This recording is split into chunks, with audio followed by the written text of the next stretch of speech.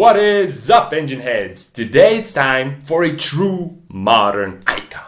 A combination of one number and two letters known by pretty much every petrolhead on planet Earth and associated with massive power. Of course, I'm talking about the 2JZ, the engine king of the internet. And today, like we always do, we're going to cover its history, its specs, and its tuning. But I promise you this won't be another 2JZ video, because I think there's plenty of 2JZ videos out there. This will be something more, because we will dive deeper into the details, into the anatomy, into the mechanics. We're going to explain everything, so after watching this video, I promise you that you will have full understanding of what it is that makes the 2JZ so good.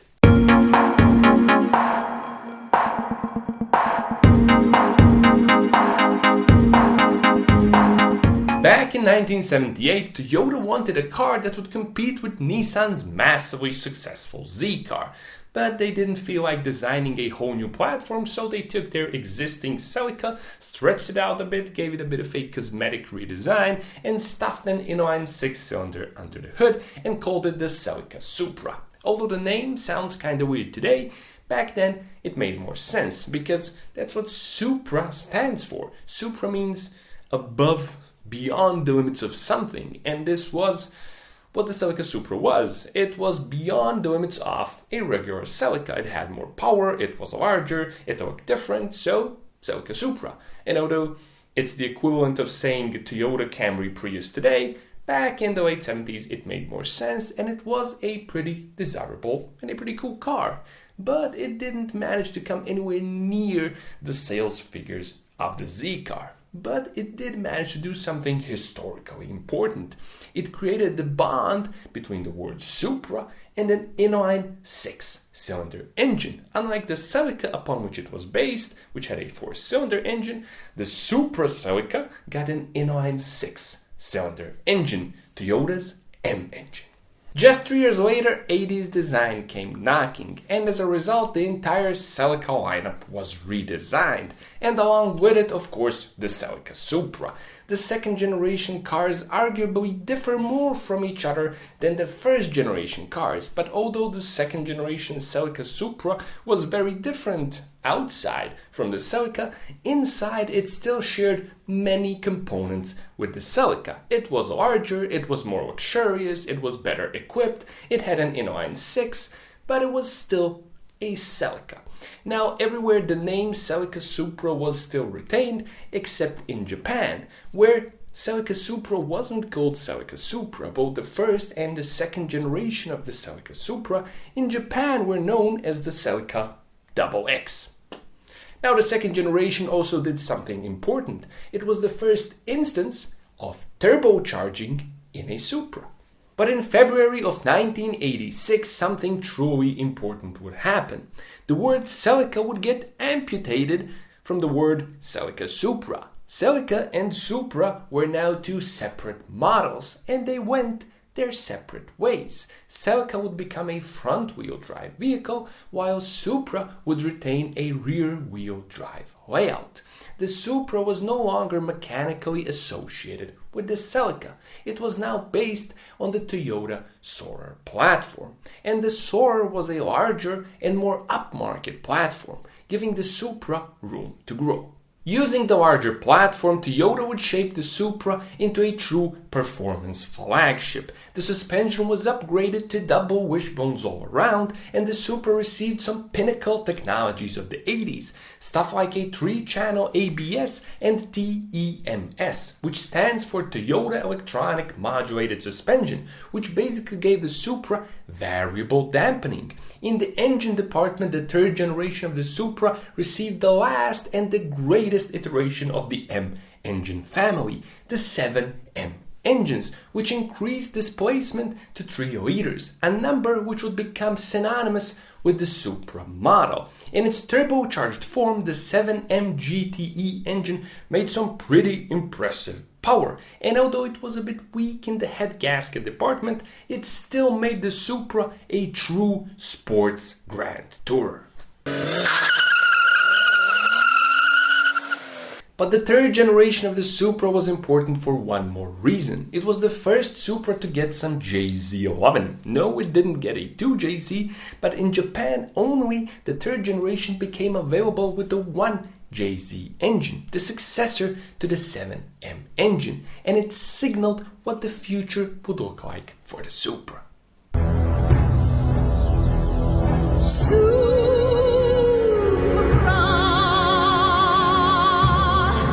And in '93 we would get to find out just how amazing the future would be. In this year, Toyota started production of the fourth generation of the Supra. It continued on the path set by the previous generation, but it was so much more, because for the fourth generation, Toyota went all out and used all of its 90s over-engineering skills to create a truly amazing car. Under the hood was the brand new 2JZ engine, which debuted in the Toyota Aristo 2 years before. On paper, the 2JZ and the 7M seemed very similar. Both engines existed in both naturally aspirated and turbocharged form, and both engines were 3-liter inline sixes. But that's where the similarities end. The 2JZ wouldn't just fix the little issues that the 7M had, but it was a power package of a much greater potential, and only time would reveal just how large that potential was. But the engine wasn't the only thing that was impressive. The fourth generation of the Supra, despite having more safety equipment, larger brakes, larger wheels, an additional turbo, and a bunch more stuff, managed to be almost 100 kilograms lighter than the previous generation. And this is because Toyota used aluminum and magnesium alloys in different parts of the car to make it lighter, and this helped the stock Supra sprint from 0 to 60 in just a hair over 4.5 seconds, and it could clear the quarter mile in an impressive 13.1 seconds. The fourth generation of the Supra unfortunately didn't last very long. A rising yen and a weakening sports car market ended the career of the fourth generation. It was over in '96 in Canada. Sales stopped in '98 in Europe and in the USA. It would last another 4 years in Japan until it was finally over for the Supra in 2002. And the world would have to wait 2 decades for a successor.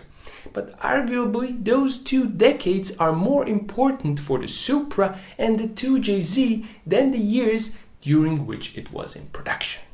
In 2001, The Fast and the Furious movie was released, and it had both stars of Flesh and Bones and metal. The whole world fell in love with the Supra and its monstrous engine capable of incredible power. Already in the early 2000s, tuners across the world started pushing the power output of the 2JZ.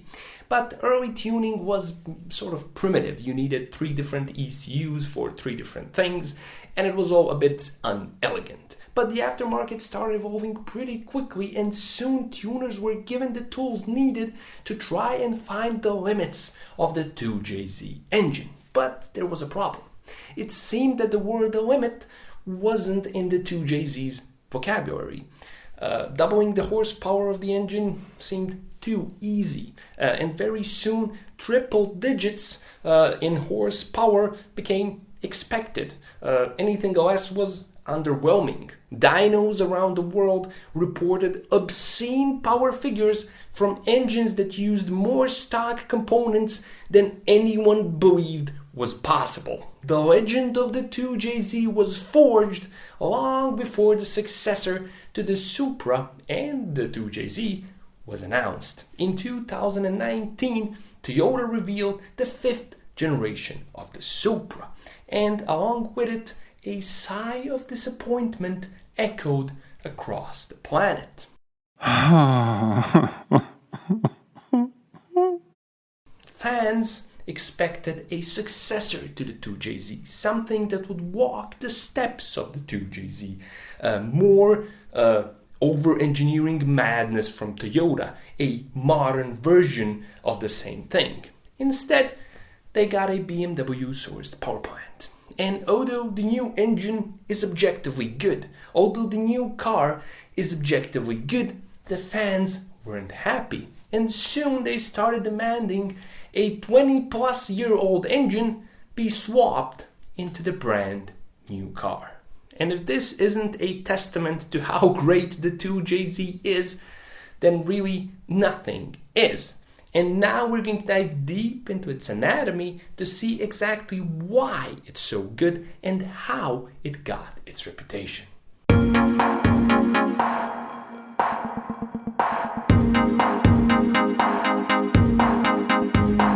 Now let us start with the engine configuration. An inline 6-cylinder engine. That's what the 2JZ is. And all inline 6 engines are beautifully balanced. Because in essence, an inline 6 is two inline 3-cylinder engines which are mirror images of each other.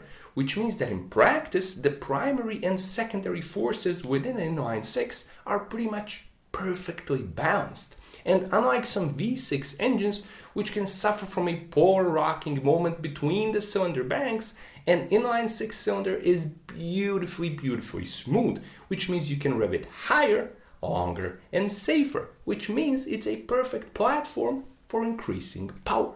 Now there's a Toyota engine that's very similar to the 2JZ engine, although it has 2 cylinders less. And that engine is the Toyota 3S GTE engine. Now it shares both the bore and stroke with the 2JZ, and both engines are square by design, which means they have the same bore and the same stroke. Another thing they share, which is pretty logical that they share it because they do have the same bore, is the diameters of the intake and exhaust valves, which are pretty decent. Now, in practice, square engine designs try to accomplish a balance between power and torque, and the 2JZ is a really good example of a square engine that managed to do just that. Next, let's talk about the engine block, something that's very often discussed when it comes to the 2JZ engine. And if you watch a video or read an article about the 2JZ, you're almost always going to read something like this. The 2JZ engine block is extremely strong because it's a cast iron closed deck design. And although this is essentially true, it's an incomplete explanation because, as we all know, there's plenty of closed deck cast iron inline 6 engine blocks out there, but somehow the vast majority of them can't do what the 2JZ engine block can. To understand why the block is extremely strong, we have to take a more detailed look at its anatomy. And here we have a 2JZ engine block. Now, to understand why it's strong, let's compare it to a different inline 6 cast iron closed deck engine block. A good example is the 2JZ's predecessor, the 7M engine block. This one is from a 7M GTE turbocharged engine. And although the 7M is a good engine block and it can take quite a bit of power, it can't take as much power as the 2JZ. And looking at these two blocks, what's the first thing that you notice? Of course, as you can see, the 2JZ has a lot more reinforcement. You can see these very large, very pronounced reinforcement ribs pretty much everywhere on the 2JZ engine block. On the other hand, as you can see, the 7M doesn't have reinforcement ribs that are nearly as pronounced as those on the 2JZ. Now let's compare the 2J with the 3S. This is a 3S GTE engine block. And as you can see, one half does have the very pronounced reinforcement ribs, but the other one doesn't. The 2JZ, as you can see, has the pronounced reinforcement ribs pretty much everywhere. And what these actually are oil return holes. Looking at the block from above, you can clearly see that these are oil return holes, and the 2JZ has a lot of them, which is good. Oil return is a very important thing, and if it isn't addressed properly in an engine, and it is often overlooked, you can have many different problems with your engine, which can lead to pretty severe results such as oil starvation and other things when the engine is at full load. Now, the oil return holes on the 2JZ, as you can see, are outside of the main boundary of the engine block deck. They have been moved outside for two reasons. Reason one is to leave more material, more meat between the different passageways in the engine block. More material and more meat is always a good thing because although it does increase the weight a bit, who cares about 5 kilos extra or 3 kilos extra when you're getting a lot more strength? The second reason and resulting benefit of the oil passageway outside the boundary of the deck is that they have been used as reinforcement ribs. Some very large and very pronounced reinforcement ribs. Again, if you look at other parts of the block as well, you will see even more very strong, very pronounced reinforcement ribs. And the 2JZ engine block is in fact one of the most heavily reinforced engine blocks ever to be manufactured. When you pair that with a lot of material and the cast iron material itself, you get something that's pretty much indestructible. On top of that, the main journals of the crankshaft and the main bearing caps are absolutely giant. They are super fat, and although they are not cross-bolted like in some other engines, they are still extremely beefy. And all of this explains why the 2JZ engine block can be taken to stratospheric power levels. As if the block wasn't reinforced enough, Toyota also designed a girdle which bolts to the underside of the block, and then the oil pan bolts to this girdle. And what the girdle does is that it ties together the bottom end of the engine block, further reinforcing it and making it even stiffer and stronger. On the top of the engine block, we of course have the cylinder head gasket, and this one on the 2JZ is a multi-layer steel head gasket composed of 3 layers of steel, which was a big step up compared to the 7M GTE's fiber-based head gasket. As expected, the engine internals are very strong. The crankshaft features, as we already said, very wide, very thick and beefy journals, and is a fully counterweighted forged steel crankshaft. The connecting rods are again, surprise, very beefy, very thick, very meaty, and are also forged just like the crankshaft. The only instance of slightly weaker connecting rods are on the naturally aspirated late generation 2JZ engines that featured variable valve timing. When it comes to the pistons are not forged, although many people will try to convince you they are. Instead, they are high-pressure cast hyper-eutectic pistons. And Toyota's quality control and production lines from the 90s are now topics of academic books. So you can imagine that these are very good pistons. Although they're not forged, they are very strong, very well made, and there's no inconsistency in the quality of these pistons. So although they are cast, they're capable of surviving 700 to 800 horsepower on this engine. And they feature both friction reducing coatings on the skirt and a thermal coating on the piston crown. Another really interesting thing for the pistons is this hole right here. This is actually an internal oil gallery, and this is something only that the turbocharged 2JZ engines have. And this is coupled with the oil squirters that you can find in the 2JZ turbocharged engine block. And what the oil squirters do is that they squirt oil right to the underside of the piston, right into this oil gallery within the piston. And what it does is that it directly cools the crown, controlling temperatures and reducing the chances of knock.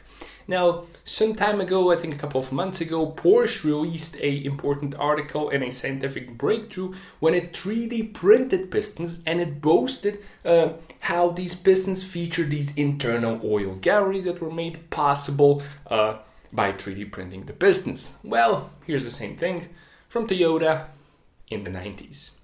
But there's an even crazier instance of this, because Mercedes did internal oil galleries in the 70s. So I like Porsche, you make really cool cars, it's an awesome brand, awesome cars, but the internal oil gallery isn't that innovative. The compression ratio is of course higher in the naturally aspirated engines, but the very low 8.5 to 1 compression ratio in the turbo engines, although a bit outdated by modern standards, is still pretty useful because it allows you to safely crank up the boost quite a bit. Now let us move on to the cylinder head. The 2JZ again shares many things in the cylinder head with the Toyota 3S GTE engine. Both engines are true dual overhead cam design engines, which means both cams are directly driven by a timing belt. We have 4 valves per cylinder, giving us a total of 24 valves for the 2JZ. The valve included angle for the 2JZ is 45 degrees, which is pretty wide and might even be considered a bit too wide for modern standards. The intake ports on the 2JZ feature a more modern design compared to the 3S engine, especially to the first generation of 3S engines, which featured Toyota's TVIS variable intake. Now, when it comes to the shapes of the intake and exhaust ports of the 2JZ, they are pretty decent, and the 2JZ head does flow pretty well. However, there are some inline 6 engines from the same era that will outflow the 2JZ head, and this is why when seeking significant power increases, often beyond 800 horsepower, it is often necessary to slightly reshape and port the intake and exhaust ports of the 2JZ.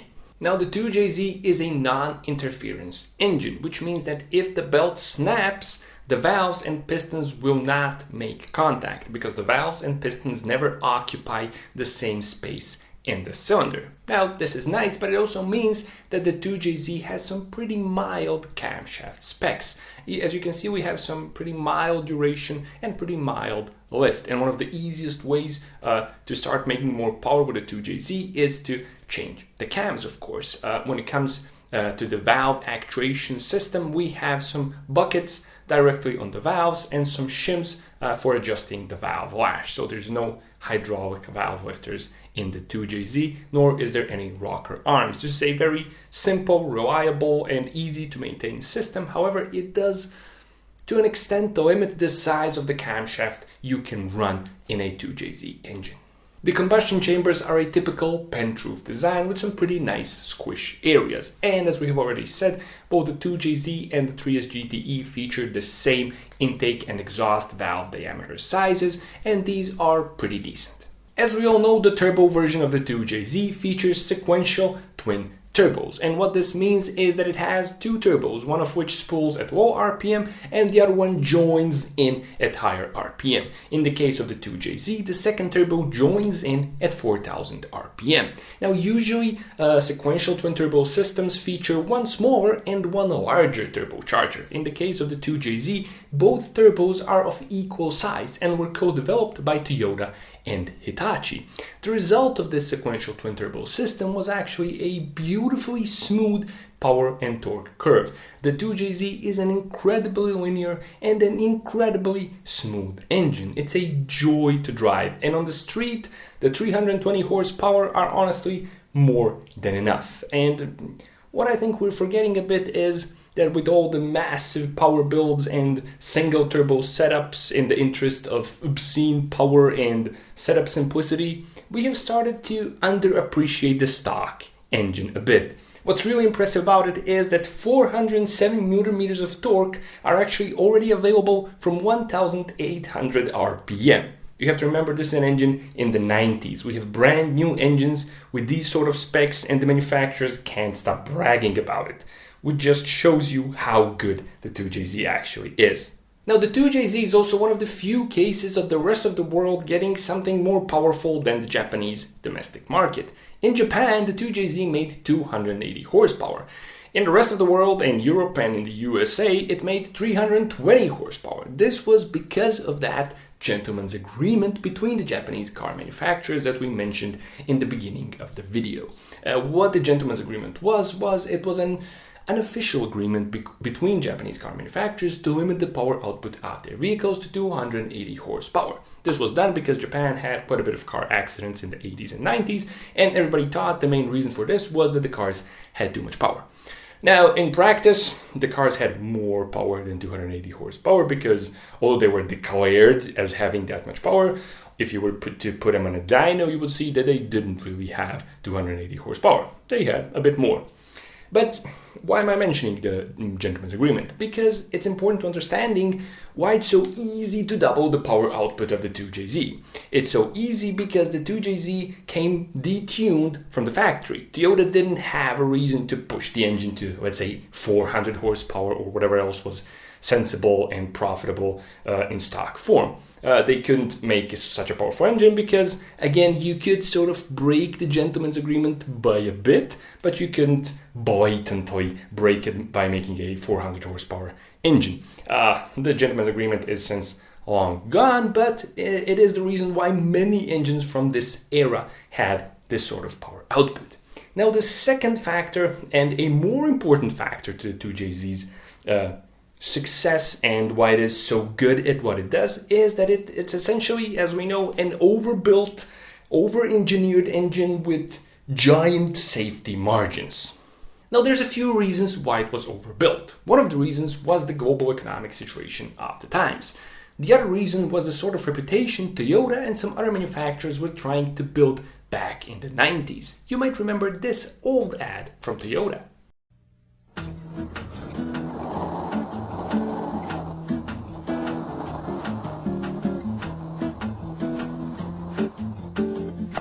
How do we look? How do we look?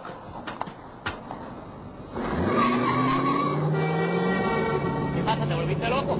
Una trampa. ¿Una trampa? ¿Cuándo has visto un Toyota que se quede en la carretera?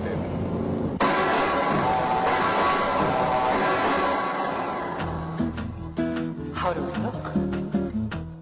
I know I remember it, and I know that nobody seems to make ads like this anymore. Today's ads seem to be about the size of the screen in the new vehicle being released rather than the mechanics or the engine. Nobody seems to care about that anymore. And I guess that's okay. Times change, interests change, and we shouldn't cry about it.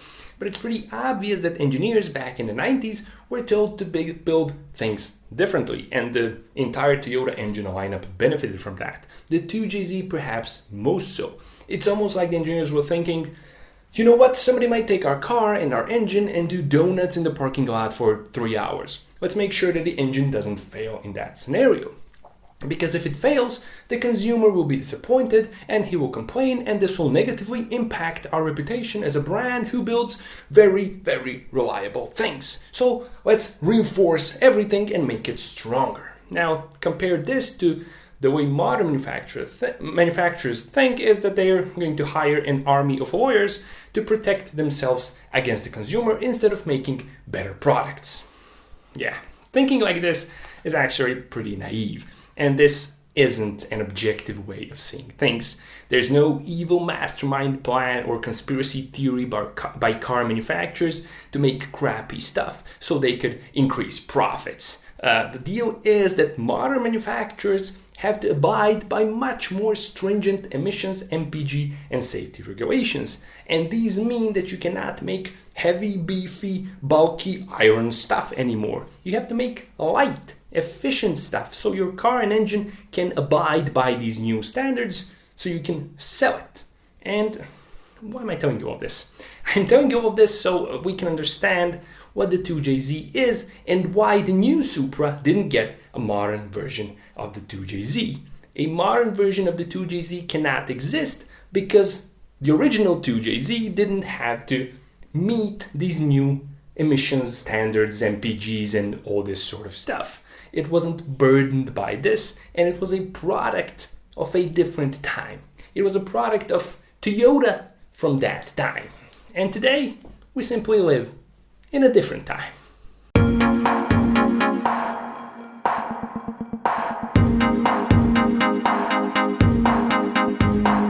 Now, this section of the video might be a tiny bit redundant because the tuning recipe for the 2JZ is so well known and it has been executed so many times that I think by now everybody knows how it goes. But this is an iconic engines video and we should talk about tuning, so let's talk tuning. Can you get 750 to 800 horsepower from a stock and open 2JZ? Yes, you can, of course. That's what earned the 2JZ its reputation. Is it really that easy? Yes, it is. That's what earned the 2JZ its reputation. How do you do it? Step 1. Get rid of the two OEM turbos and replace it with a big single turbo. Or if you want to be a bit more creative, get two larger aftermarket turbos. It's going to give you the opportunity to have a slightly more interesting power and torque curve. But the big single is what everybody's doing, so you should do it too, because after all, it's cheaper and it's a bit easier to tune. After that, what you're going to need more fuel. That means an aftermarket fuel pump and some larger injectors. Usually 900cc to 1100cc is going to be just fine. Should you replace the cams? Well, if you watch a lot of YouTube, you shouldn't replace the cams because many people got 800 horsepower with the stock cams. But it's going to be easier if you replace the cams with some cams that have a bit more duration and a bit more lift,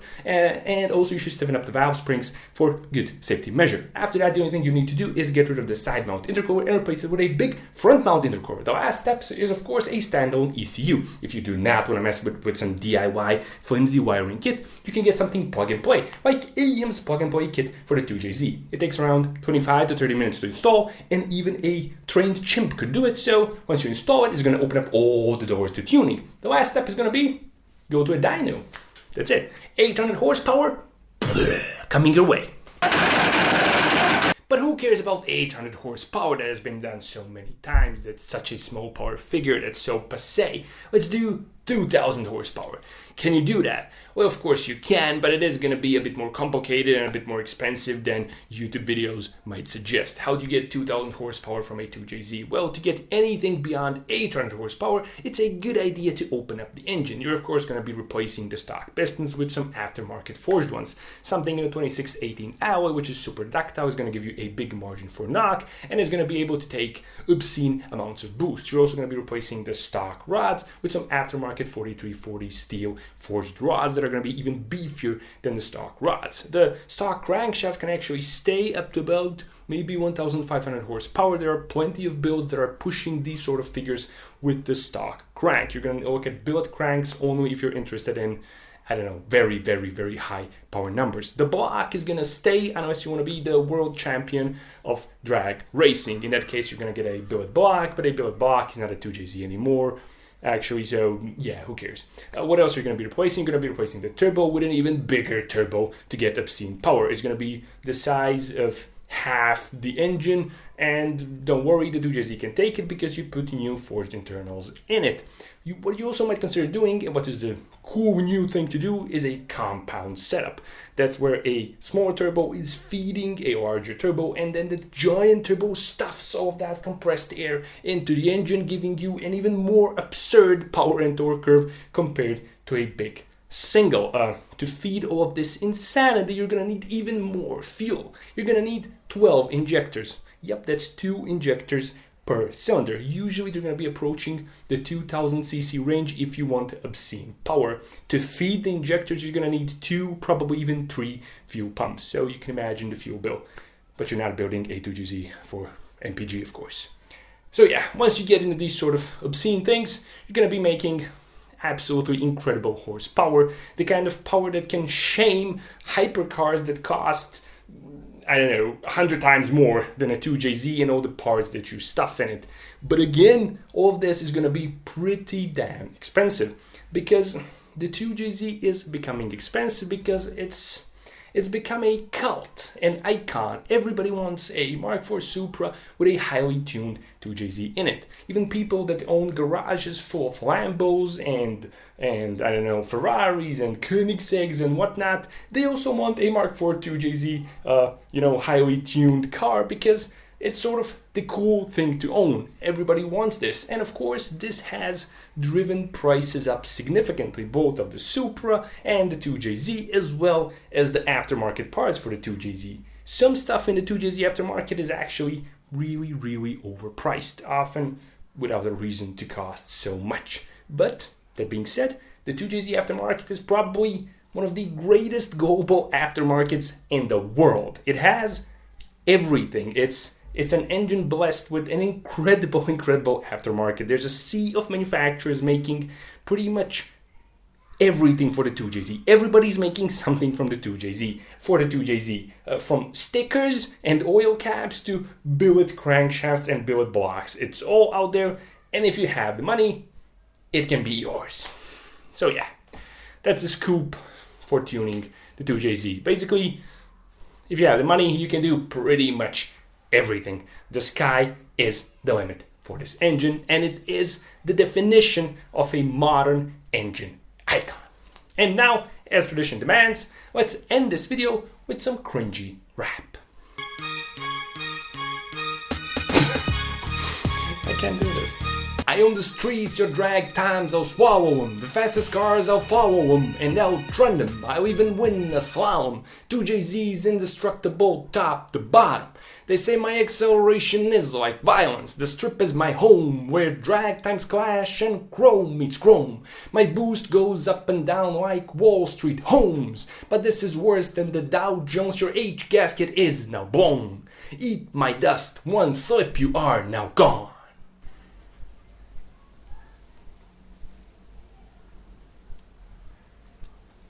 That's right. I'm gonna get a copyright infringement for this. Don't sue me, JC.